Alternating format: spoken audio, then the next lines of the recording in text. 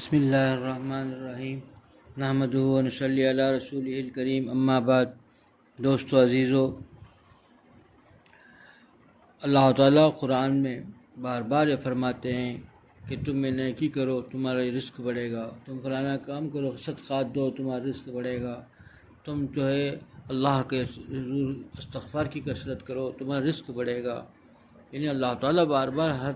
سے سمجھا رہے ہیں کہ بھائی تمہارا رزق بڑھنے کے لیے کتنے طریقے سے سمجھا رہے ہیں۔ تو جو ہے استغفار کرو گے رزق بڑھے گا، صدقات کرو گے تمہارا رزق بڑھے گا، تم جو ہے اللہ کے حضور گناہوں سے بچو گے تمہارا رزق ایسی جگہ سے عطا کروں گا جس کو ہم گمان میں نہیں ہوگا تمہارے لیے۔ اب پھر آگے فرماتے ہیں کہ جو سرکشی کرے گا اور جو نافرمانی کرے گا، جو میرے حکم کو نہیں بجا لائے گا، اس کے لیے روزی تنگ ہو جائے گی۔ آج ہمارا سب سے بڑا پریشانی کا معاملہ کیا ہے کہ ہم لوگ پریشان ہیں روزی کے معاملے میں۔ تو یہ پریشانی کیوں ہے پہلے دیکھیں، اللہ تعالیٰ صاف قرآن کریم میں فرما دیے۔ اللہ تعالیٰ جو دونوں جہاں کا مالک ہے وہ فرماتے ہیں کہ بھائی تم لوگ جو ہے نافرمانی کرو گے روزی تنگ ہو جائے گی، تم میری فرما برداری کرو گے میری اطاعت کرو گے تو پھر تم جیسے نیکی کرو گے تمہارے جو ہے رزق کے دروازے کھلتے چلے جائیں گے، تمہارا رزق ایسی جگہ سے دوں گا جس میں وہم و گمان نہیں ہوگا۔ تو ہم لوگ میں ہر آدمی سوچنی چاہیے کہ ہمارا حالات کیا ہے، ہم لوگ کیسی زندگی گزارتے ہیں۔ ابھی رزق کا اللہ تعالیٰ نے وعدہ کر رکھا ہے اور وعدہ ایسا ہے کہ بھئی ایسی جگہ سے دوں گا جس کو وہم و گمان نہیں ہوگا۔ تو پھر ہم لوگ جو ہیں اللہ کی نافرمانی میں رزق ڈھونڈ رہے ہیں، اللہ کی ناراضگی کرتے ہوئے اپنے آپ کو رزق بڑھانے کی فکر میں ہے، راحت کی فکر میں ہے۔ اللہ تعالیٰ کو ناراض کر کے اللہ تعالیٰ کی نافرمانی کر کے کون چین پا سکتا ہے؟ سوچ کے دیکھیں کہ ایک آدمی ایک نوکر ہے، نوکری کرتا ہے کہیں جو ہے ایک کام رکھا ہوا ہے ایک مالک، وہ بھی اتنا رحیم کریم مالک ہے، بہت رحم کرتا ہے، اچھے لباس کھلا رہا ہے، اچھا کپڑے دے کے دیا ہے، راحت کی چیزیں دیا ہے۔ اسی کے سامنے وہ دیکھ بھی رہا ہے بیٹھ کر کے، اسی کے سامنے مزدور اپنی مزدوری کرنے میں کوتاہی کر رہا ہو تو اس کے لیے کیا کہا جائے گا؟ لوگ کیا کہیں گے؟ خود دیکھ رہا ہے مالک بیٹھ کر کے اور مزدوری کے لیے بتا دیا، مزدور کے لیے اتنا، اور مالک جو ہے اس کا اتنا رحیم ہے، اتنا اس کو چاہتا ہے اور اس کو اتنے عالیشان طریقے سے رکھا ہے، اچھے کپڑے دیا ہے، کھانے کو اچھا دیا ہے، رہنے کے لیے اچھا مکان دیا ہے اور مزدوری کرنے کے لیے بتایا ہے اور دیکھ رہا ہے بیٹھ کر کے، اور مالک کے سامنے مزدور جو ہے لاپرواہی سے اپنی منمانی رہے اور جو کام کرے وہ نہ کرتا رہے تو اس کے بارے میں کیا رائے ہوگی ہماری؟ تو یہی ہمارا حال ہے کہ اللہ تعالیٰ دیکھ رہے ہیں اور ہم کو جو کام دیا گیا وہ کام کے لیے ہم کرنے سے کوتاہی کر رہے ہیں اور کھلم کھلا اللہ کی نافرمانی کر رہے ہیں، ہم لوگوں کو احساس بھی نہیں ہے۔ دوستو عزیزو، ہم لوگوں کے حالات کیا ہیں دیکھیے، غور کیجئے کہ کیسے گناہ تو ہو جائے گا، ہو گیا تو فوراً توبہ کر کے اللہ کو منانا چاہیے۔ اللہ تعالیٰ نے کیسے واقعات کی حفاظت کر کے 100 سال پرانے واقعات اللہ نے محفوظ کر کے ہم پر پہنچا دیے، اس لیے کہ ایک رہبری مل جائے، تم اس سے فائدہ حاصل کر لو، اگلے لوگوں کے واقعات سن لو۔ جو ہے فضیل بن عیاض کے واقعات دیکھو، کتنا بڑا جو ہے ڈاکوؤں کے سردار، جس کے دور تک جس کے نام سے گھبراتے تھے لوگ، وقت آیا تو ایسے ولی بنے کہ اللہ کے کتنے پیارے بن گئے، اللہ تعالیٰ کے کتنے مقرب بندے۔ یہ بس توبہ سچے دل سے توبہ کی تو کیا حال ہو گیا، اللہ تعالیٰ نے کون سے مقام پہ عطا کر دیا۔ تو یہ چیز ہم میں سے ہر آدمی بھی پا سکتا ہے۔ تو ہم لوگ اللہ کا قرب حاصل کرنا چاہیں گے، پریشانیاں دور ہونی ہے تو پھر ایک ہی راستہ ہے۔ ہمارا حال کیا ہے؟ تو دیکھیے ہمارا حال یہ ہے کہ ہم میں سے ہر آدمی چاہتا ہے کہ ہر آدمی سوچتا ہے کہ حوض کوثر میں حضور اکرم صلی اللہ علیہ وسلم کے ہاتھوں حوض کوثر کا جو ہے پانی پیوں گا اور شفاعت نصیب ہوگی، حضور اکرم صلی اللہ علیہ وسلم میری شفاعت فرمائیں گے۔ اب یہی چرچے ہیں، اور کام کیا ہے؟ ہمارے کام کیا ہیں؟ جس میں حضور اکرم صلی اللہ علیہ وسلم نے جس پر لعنت بھیجی ہے وہ کاموں میں ملوث ہے، اور امید کیا لگا رکھا ہے کہ کن پر لعنت کی بھیجی ہے؟ سود لینے والے پر، سود دینے والے پر، سود لکھنے والے پر لعنت کی ہے۔ اور ہم غور کریں ہمارے معاشرے میں کیا چیز ہے یا نہیں ہے۔ اسی طریقے سے لعنت بھیجی ہے اس مرد پر جو عورتوں کی وضاحت کرنا چاہتا ہے دیکھنے میں، اور اس عورت پر جو مردوں کی وضاحت کرنا چاہتی ہے، وضاحت میں رہنا چاہتی ہے۔ آج ہمارے معاشرے کے اندر، ہمارے اپنے معاشرے کے اندر یہ عام ہو گیا ہے، اپنے ہماری اپنی عورتوں کے اندر یہ چیز عام ہو گئی، اور اللہ کے حضور صلی اللہ علیہ وسلم نے لعنت بھیجی ہے،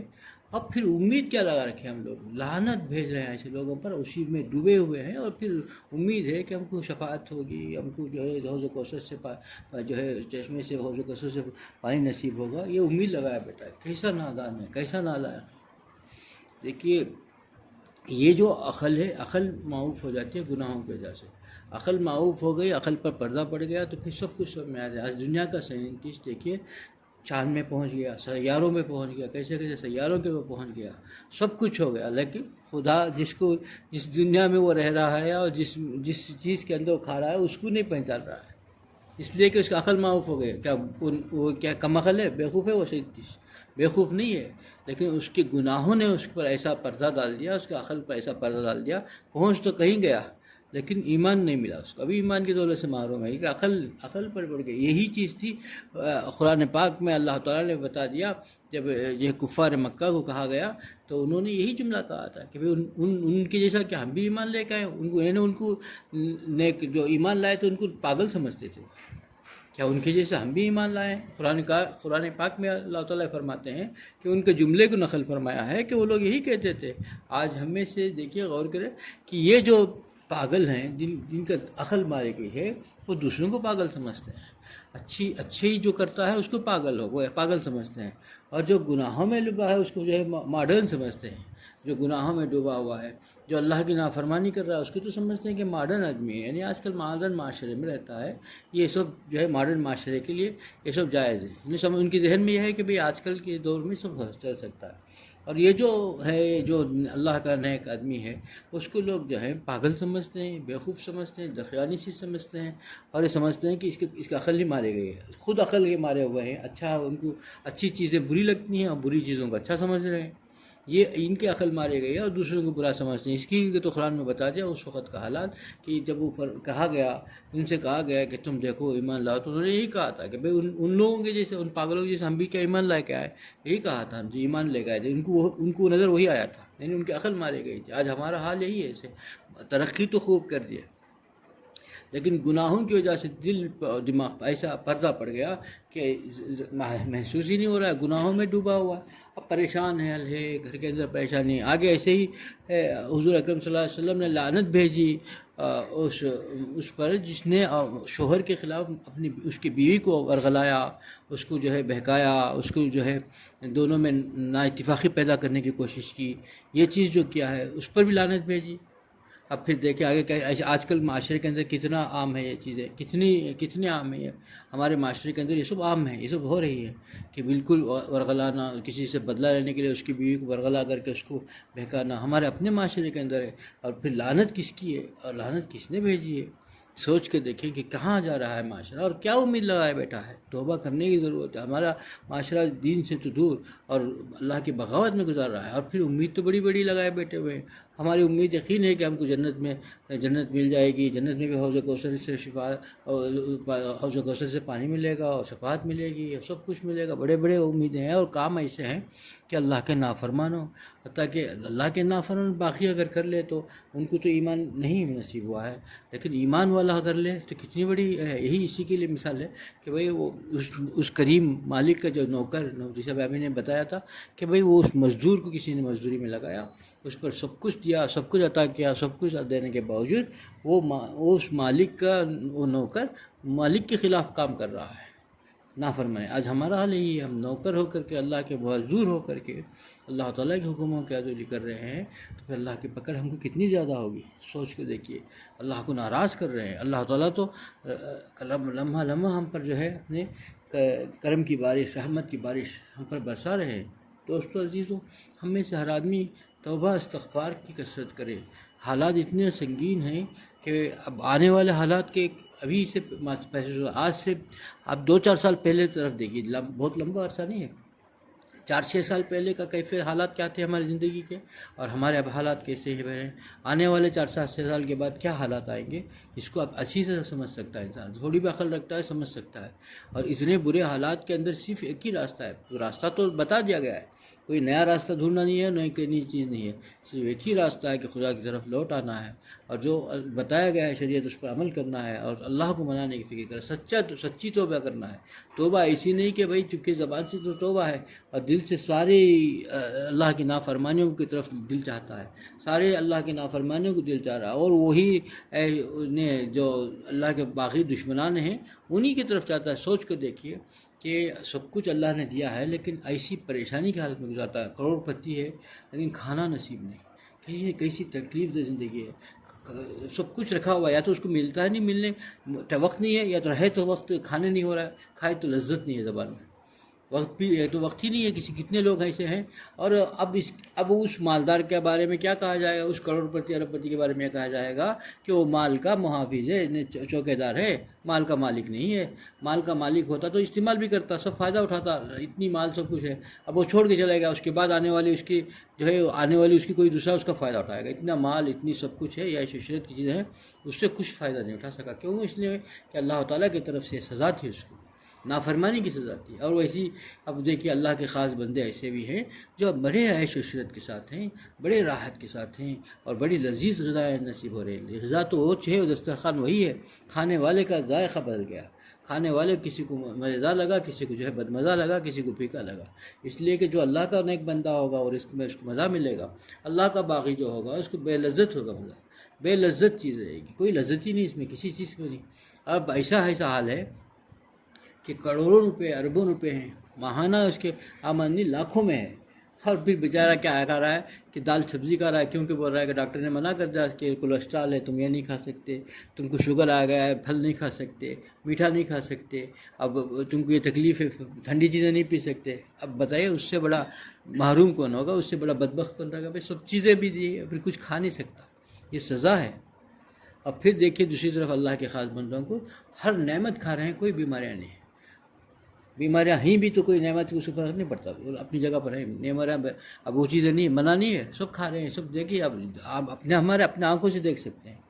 نعمت ہو اور نعمت کے استعمال کا اللہ نے موقع عنایت کیا ہو، نعمتوں کو استعمال کر رہا ہے تو اللہ کا شکر بجا لائے کہ اللہ الحمدللہ میں ان لوگوں سے بھی نہیں ہوں، اللہ نے اس میں نہیں رکھا ہے۔ کہ اتنے ایسے لوگ ہیں جو نعمت دے کر بھی اللہ تعالیٰ نے استعمال کرنے کی توفیق نہیں نصیب ہوئی، استعمال نصیب نہیں ہوا، سب چیز ہاتھ میں آ گیا، چیز زبان میں نہیں رکھ سکتا، ہاتھ میں تو دے دیا لیکن دے نہیں سکتے، یہ بتا دیا اللہ نے کہ دیکھیے اس میں نہیں ہے، نعمت میں سکون نہیں ہے، یہ مال میں سکون نہیں ہے، عیش و عشرت بغلوں میں سکون نہیں ہے، سکون تو اللہ دے گا جس کو دے گا، اور اگر سب کچھ بھی تم لے لو گے تب بھی تم کو جب تک اللہ کا حکم نہیں ہوگا مل نہیں سکتا۔ ہاتھ میں بھی آپ سامنے بریانی، اب لوگ کیا ہے گھی کی بریانی کھا رہے ہیں، سب لوگ مزے اڑا رہے ہیں، بہترین بریانی بنی ہوئی ہے، لیکن صاحب جو بنایا ہے اس کو پرہیز رکھ دیا ڈاکٹر نے، اور وہ بریڈ کھا رہا ہے۔ کتنی بدبختی کی بات، ہم نے اپنے آنکھوں سے دیکھا ہے، وہ پرانے واقعات نہیں ہیں، ہم نے اپنے آنکھوں سے دیکھا، یہ ہو رہا ہے، دیکھو گے آپ اپنی دل کی آنکھیں کھول کے دیکھیے، سب سامنے نظر آ جائے گا، ساری چیزیں نظر آ جائیں گی کہ کیسی حالت ہے۔ دوست عزیزو، اللہ تعالیٰ کی نافرمانی سے اصل بچو گے، اللہ کا وعدہ ہے، اللہ بار بار قرآن میں فرماتے ہیں کہ تم میری نافرمانی سے بچو گے تمہارا رزق میں برکت ہوگی، تم صدقہ خیرات کرو گے تمہارے رزق میں برکت ہوگی، تمہارے اولاد میں برکت ہوگی۔ اور پھر ایسے ہی آگے فرماتے ہیں کہ گناہوں سے بچنے کے لیے، صدقات کرنے کے لیے، اور آگے فرماتے ہیں استغفار کی کثرت کرو گے تمہارے مال میں برکت ہوگی، یعنی اللہ تعالیٰ کو کثرت سے یاد کرنا ہوگا۔ ہر لمحہ جو بندہ اللہ کو یاد کرتا ہے، اللہ کی نافرمانی سے بچتا ہے اور استغفار کی کثرت کرتا ہے، اس کو ایسی جگہ سے نعمت اللہ تعالیٰ دیتے ہیں، اس کو وہم و گمان میں نہیں ہوتا، چین اور سکون کی زندگی نصیب ہوتی ہے، ایسی چین کی زندگی کہ اس کا انسان جو ہے الفاظ میں احاطہ نہیں کر سکتا۔ دوست عزیزو، اس کو ہم میں سے ہر آدمی غور کرے کہ ہمارے حالات بدلنے ہیں تو کیسے بدلیں گے، نسخہ بھی ہے، تدبیر بھی ہے، سب کچھ بتا دیا گیا ہے، لیکن ہم عمل نہیں کرتے، ہم اپنی منمانی زندگی گزارتے ہیں تو پھر پریشانیوں میں رہیں گے۔ لمحے لگتے ہیں اللہ تعالیٰ کو کسی کو غریب کو مالدار کرنے میں اور مالدار کو غریب کرنے میں، ہاتھ میں لایا ہو لقمہ زبان میں جا نہیں سکتا، اور جو ہے زبان میں اتنے لذیذ سے پہنچ جاتی ہیں کہ تصور نہیں کر سکتا انسان۔ یہ سب اللہ تعالیٰ کے خزرت میں ہے، تو انسان اگر چاہتا ہے کہ میں بھی راحت سے رہوں، تو ایک ہی راستہ ہے کہ خدا کو راضی کرنے کی فکر کرو، یہ ان جھمیلوں میں نہ پڑو کہ دوسرا کیا کر رہا ہے، اپنے آپ کو بس خدا کو راضی کرو، راحت کی عافیت کی زندگی نصیب ہو جائے گی۔ اللہ مجھے بھی اس عمل کی توفیق عطا فرمائے، آپ لوگوں کو اس عمل کی توفیق عطا فرمائے۔ وآخر دعوانا الحمدللہ رب العالمین۔